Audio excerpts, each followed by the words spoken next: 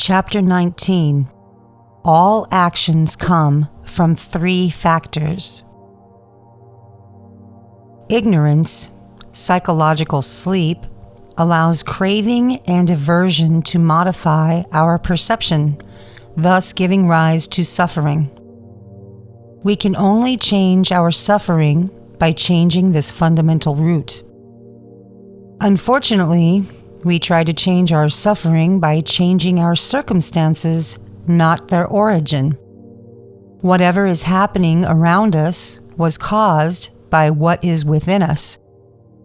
If we seriously want to change our circumstances, we have to change our psychology first. Samael Aun-Weor has stated, "There can be a modification of circumstances and of problems, but they will never cease repeating themselves, and they will never have a final solution."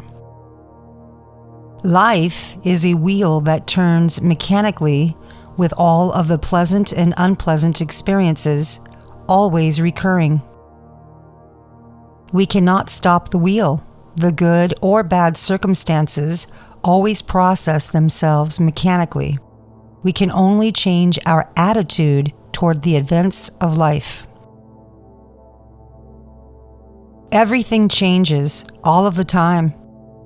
We make choices all the time, choices that can create change. So it is possible for anyone to change and to come into balance. For energy to move, there must be three factors engaged. This is a universal law, as fundamental as cause and effect. Every cause is made possible by three factors. Every effect emerges because three factors were engaged. The three factors are relative to the level in which they are acting. At the most subtle level of existence, they are the Trinity symbolized in every religion.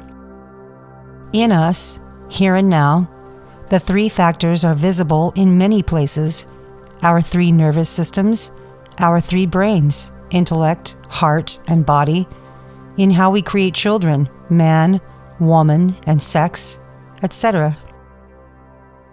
At the heart of the wheel of samsara are three factors: craving, aversion, and ignorance. These three factors create our suffering. To conquer suffering, those three factors must be transformed consciously into three factors that liberate us from the wheel. 1. Death, the elimination of the psychological generators of harmful action. For example, free the trapped consciousness. 2. Birth, the empowerment of beneficial action. For example, awaken and develop the free consciousness. 3. Sacrifice, action to help others become free of suffering. For example, put the consciousness to work for the benefit of all humanity.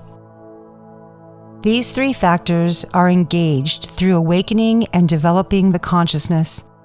When the free consciousness is awake, here and now, these three factors can be put into motion, originating an entirely new way of life.